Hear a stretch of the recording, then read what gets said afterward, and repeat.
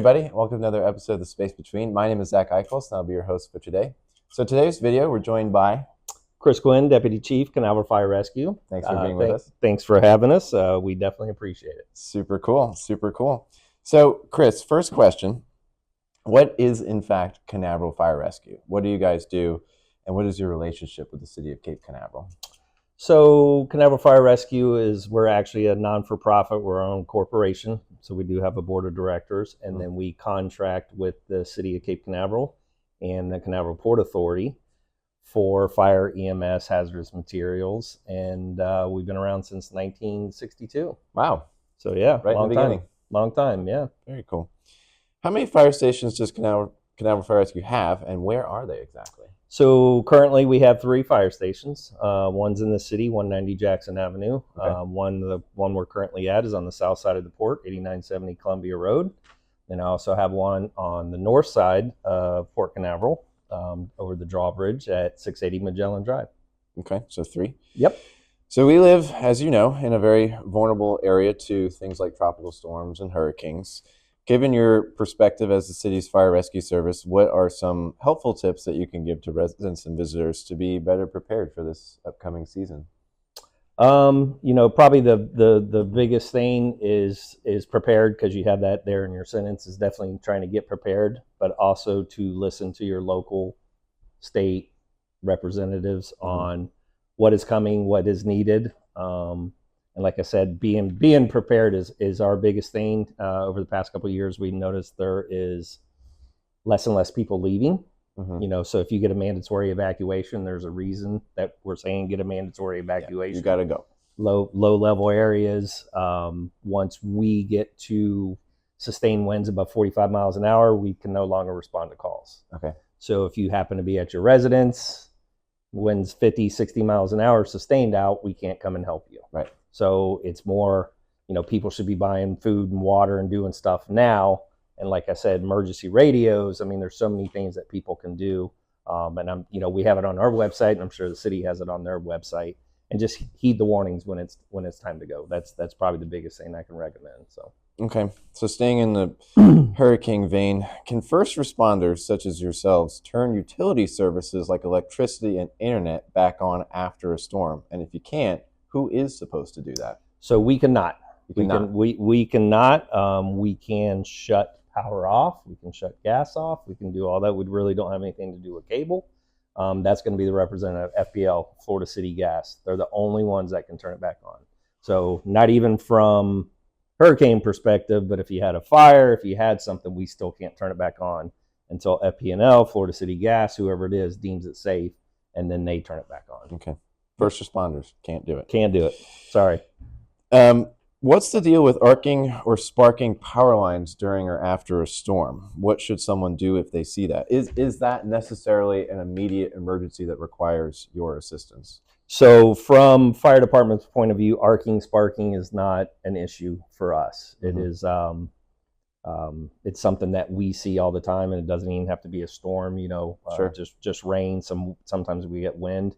So if the line is arcing, sparking, there's really nothing to do unless you lose power, and then you call FP&L, that 1-800-4 outage. If you see fire, call 911, and then that's when we'll come out and deal with it. Okay, like a tree is burning. Correct. Like the power line got into a tree. Sometimes the transformers will actually catch on fire. Now, of course, we can't put it out because it's live. Sure. But FP&L, once they shut it down, we can put it out and take care of it. So. Okay. But it's actually, I don't want to say it's natural, but it's something that happens a lot more than people think, and it's really not that big of a deal if it's arcing and sparking. Right. So.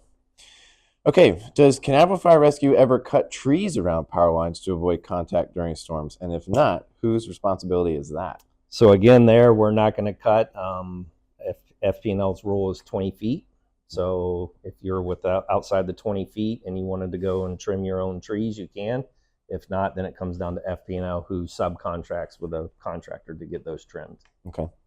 Can you talk a little bit about Canaveral Fire Rescue's beach wheelchair program? Sure. I don't remember the exact year. I'd say around 2019, 20, kind of pre-COVID. A company's foundation called No Bad Days had approached us about providing a wheelchair. They actually approached the city of Cape Canaveral about providing a wheelchair, and we all kind of got together to figure out how we could implement this. And so what we did was we kind of took the lead on it, since we have pickup trucks and we got people that we can get out there. And so if people want to use a beach wheelchair, the city has 4 Moby mats. I know they're working on a couple more, which are listed on your website, and we have a link from our website to get to yours. And if somebody wants it, they just send this email, date, time, how they want to do it, what time they want pickup. We have them sign just a release. Then we come back, turn around, pick it back up, take it back to the station. So it works out really well, and it's actually really, really busy. It's taken off quite well. Summer months we're doing probably 5 to 6 a month. So that's great. It's working out good. Yeah, it's a good program. This is a fun question. Can you talk to us about some of the cool equipment and vehicles you guys use? Like, obviously you're looking after the city and the port, so I imagine Correct. Your services are maybe a little bit more, involved and have some extra things that maybe a normal fire department doesn't necessarily have to do, like with giant cruise ships and whatnot. So you probably have some cool toys. Yeah, toys is a good word. Toys is a good word. Yeah, expensive toys. Big, expensive toys. Big, expensive toys. So yeah, we have your normal cache, ladder truck, engines, stuff like that. We also have 2 fireboats. So one is the only one that in the nation that has a special kind of extinguishing agent deal with, in the nation. That's cool. To deal with liquefied natural gas, which I'm sure we'll probably talk about here in a little bit. We actually have some pumps that we can put in the port, the river, the ocean, whatever we need to do to be able to pump some water out, and do that anywhere there's a body of water. We can use that pump. 10,000 gallons a minute we can actually get out of it. So some good toys. Yeah. Any new toys coming that you want to share? Sure. So in September of this year, finally, after about 3.5 year build, we have it's going to be called a heavy rescue. So that carries a lot of that specialty equipment you were talking about. Right now, it's kind of on the fire trucks here, there, on the boat. We're actually going to be able to put this on one apparatus. So it'll be able to go to the city, the port, Brevard County, statewide, whatever we need.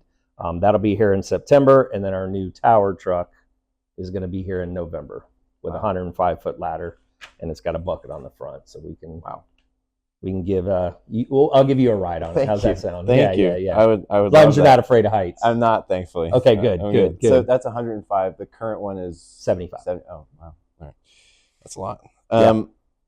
So, kind of touched on this, but how is Canaveral Fire Rescue adapted to Port Canaveral's new liquefied natural gas powered ships? Because those are becoming more popular. I've gotten some questions about those. Can you speak to that? Sure. So again, in 2016, when the maritime industry was talking about liquefied natural gas as a fuel, it had already been in many cargo ships, just not on cruise ships.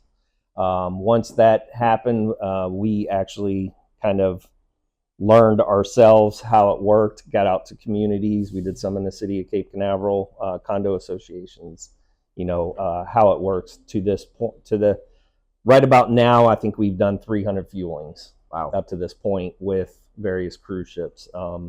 Every Saturday until May, we're going to have 2 fuelings of LNG at the same time. Well, 1 and 1. So Carnival and Disney, very safe product. We wouldn't sign off on it if it wasn't safe. And that's what our fireboat's designed to protect if something does happen to go wrong. So cool. And last question, where should one go if someone's interested in working for you guys and wants to be a firefighter? So our website, www.ccvfd.org. I know it's also on the city's website. There is an application there. It's an online application. If they fill it out, we get back with them, or they can come by the station. Usually I tell them here, 8970 Columbia Road, because this is where we kind of have the chiefs that do all the training and stuff, and we'll get you signed up and get to learn some fun stuff. Signed up and suited up. Yep, signed up, suited up, ready to go. There you go. Well, thanks, Chris. We really appreciate it. Oh, absolutely. No, I appreciate you having me. Yeah, and thanks for your services to the city. I know everybody appreciates it. Perfect. Thanks, everybody. We'll see you next time for another episode of The Space Between. Thanks.